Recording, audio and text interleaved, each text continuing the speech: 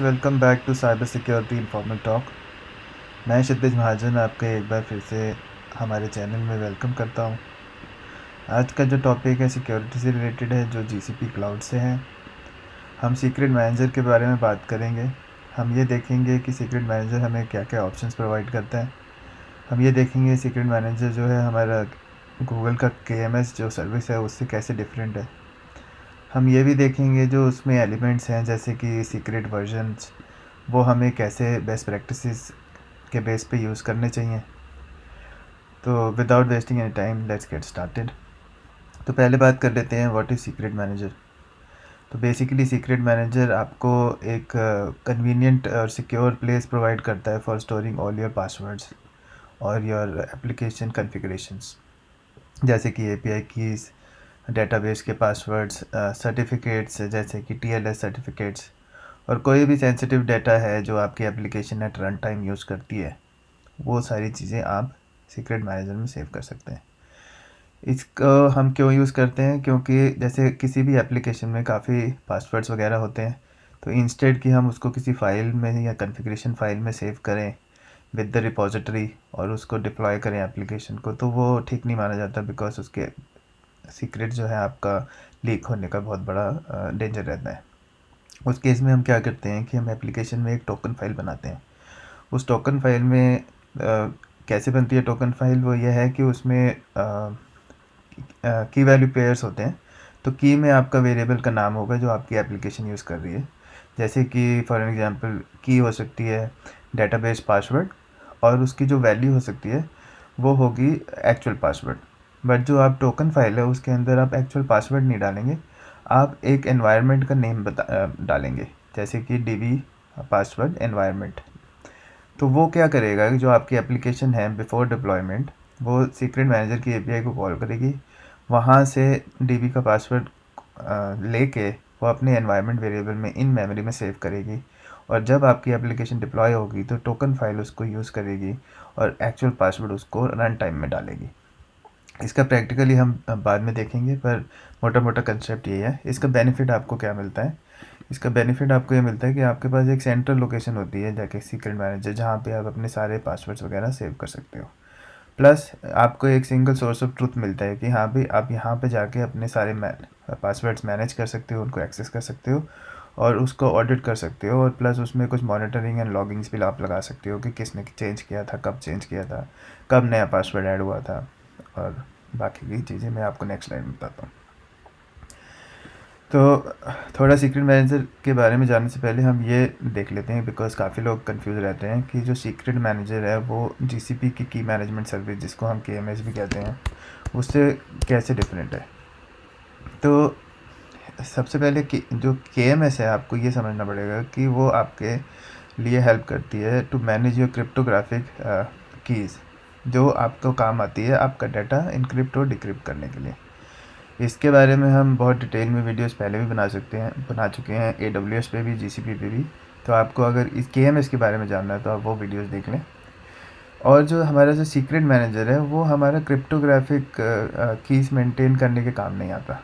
हमारा जो secret manager है वो करता है कॉन्फ़िगरेशन इंफॉर्मेशन स्टोर, जो आपकी सेंसिटिव होती हैं, जैसे कि पासवर्ड, API कीज़ के अंदर जो टोकन्स होते हैं, या आपके जो TLS सर्टिफिकेट होते हैं जो आप पोर्ट 443 पे यूज़ करते हो, जैसे HTTPS। जो एप्लीकेशन रन टाइम पे सीक्रेट्स मैनेज करती है, वो आप सारी चीज़ें अपने सीक्रेट मैनेजर में सेव कर सकते हो। तो डिफरेंस ये है कि जो सीक्रेट मैनेजर है वो आपके पासवर्ड और कॉन्फिडेंशियल डेटा वगैरह कॉन्फ़िगरेशन इंफॉर्मेशन सेव करता है, वेयरएस जो KMS है वो आपकी कीज़ होती हैं उसके पास, क्रिप्टोग्राफिक कीज़, जो वो यूज़ करता है आपका डाटा इनक्रिप्ट और डिक्रिप्ट करने के लिए। इसमें एक चीज़ और आपको समझने की ये है कि सीक्रेट मैनेजर में जो आप पासवर्ड सेव करते हो वो भी ऑलरेडी एनक्रिप्टेड होते हैं, तो ऐसा नहीं है कि वो प्लेन टेक्स्ट और उसको कोई भी रीड कर सकता है। ओके, तो अब सीक्रेट मैनेजर में ये बहुत इंपॉर्टेंट कंसेप्ट है, इसको हम समझ लेते हैं कि सीक्रेट मैनेजर के अंदर दो की कंसेप्ट है, एक होता है सीक्रेट और एक होता है उसका वर्जन। तो फॉर एन एग्जांपल आपका कोई डेटाबेस है, ABC डेटाबेस, तो आप उसकी एक पहले सीक्रेट बनाएंगे ABC डेटाबेस सीक्रेट या ABC पासवर्ड। उसके अंदर जब आप सीक्रेट बनाते हैं तो आप ये मानिए उसका एक आपने कंटेनर बना दिया है, जिसके थ्रू आप उसकी एक्सेस का कंट्रोल कर सकते हो उसकी AMIs के थ्रू, और आप ये डिसाइड कर सकते हो कि उसकी रेप्लिकेशन पॉलिसीज़ क्या होंगी। मगर जो आपका एक्चुअल पासवर्ड होगा वो इसके अंदर नहीं होगा। इसके अंदर वर्जन्स होते हैं, एक सीक्रेट के अंदर मल्टीपल सीक्रेट वर्जन्स होते हैं, और हर एक वर्जन का मतलब होता है न्यू पासवर्ड। तो इस वर्जन के अंदर एक्चुअल पासवर्ड आपका सेव होता है, और इसके जैसे कि मैंने आपको पहले बताया मल्टीपल वर्जन्स होते हैं जो आप एक से ज़्यादा एप्लीकेशंस में डिफरेंट टाइम पे यूज़ कर सकते हैं। फॉर एन एग्जांपल इसकी डीप एनालिसिस में हम लेटर ऑन जाएंगे, मगर इसमें अभी आप ये समझिए कि फॉर एन एग्जांपल आपके पास 3 डिफरेंट एनवायरनमेंट्स हैं। आपका डेव एनवायरनमेंट हो गया, आपका टेस्टिंग एनवायरनमेंट हो गया, और आपका प्रोडक्शन हो गया। तो इसके अंदर आप एक सीक्रेट बनाएंगे जैसे कि ABC डेटाबेस पासवर्ड, और उसके अंदर आप वर्जन बना सकते हैं स्टेजिंग, टेस्टिंग और प्रोडक्शन। तो अगर आपकी प्रोडक्शन में एप्लीकेशन रन करेगी तो वो प्रोडक्शन का वर्जन एज ए पासवर्ड लेगी। अगर टेस्टिंग एनवायरनमेंट में एप्लीकेशन डिप्लॉय हो रही है तो जो आपका कोड होगा वो टेस्टिंग वर्जन पिक करेगा, और डेव एनवायरनमेंट में आपका जो कोड है वो डेव एनवायरनमेंट का वर्जन पिक करेगा। तो एक ही सीक्रेट में डिफरेंट वर्जन्स हैं। अब इसमें सबसे बड़ा क्वेश्चन ये उठता है, कई लोग कहते हैं कि जो लेटेस्ट वर्जन है हमको वो यूज़ करना चाहिए। ये गलत बात है। लेटेस्ट वर्जन इसलिए नहीं है कि हमें वो यूज़ करना है लेटेस्ट। अब फॉर एन एग्जांपल आपकी कोई API है जो आप डिप्लॉय कर रहे हो, ठीक है, उसका वर्जन है V1। तो आपने V1 का जो पासवर्ड है उसके लिए आपने अपना सीक्रेट में वर्जन बनाया ABC पासवर्ड V1। तो आपने अगर V1 वर्जन की एप्लीकेशन डिप्लॉय की है प्रोडक्शन में तो वो वाला वर्जन उठाएगा। मगर अगर लेटर ऑन आपने कोई नया वर्जन निकाला API वर्जन V2, तो उस केस में आपकी जो वर्जन V2 की जो एप्लीकेशन डिप्लॉय होगी वो आप जो सीक्रेट का वर्जन है वो उठाएगा V2।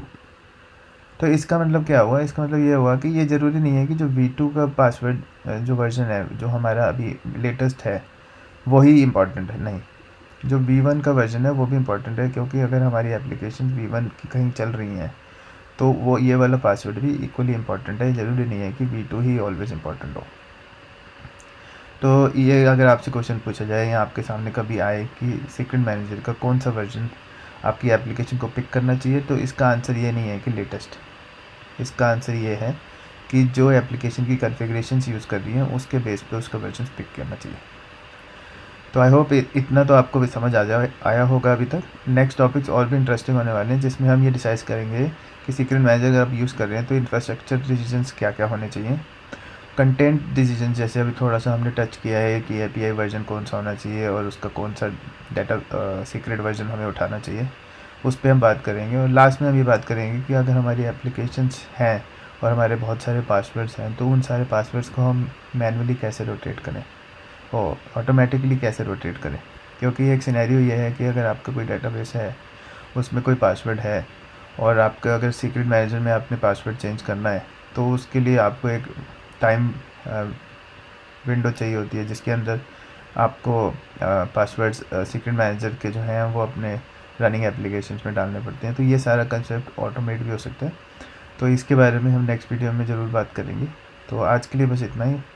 अगर आपने ये वीडियो अभी तक लाइक नहीं किया है या मेरा चैनल सब्सक्राइब नहीं किया है तो प्लीज़ इसे सब्सक्राइब करिए, जिससे कि आपको सारे जो नेक्स्ट वीडियोस हैं इमीडिएटली नोटिफाई हो जाए। तो आज के लिए अगेन बस इतना ही। Thank you very much friends, have a nice day, bye bye.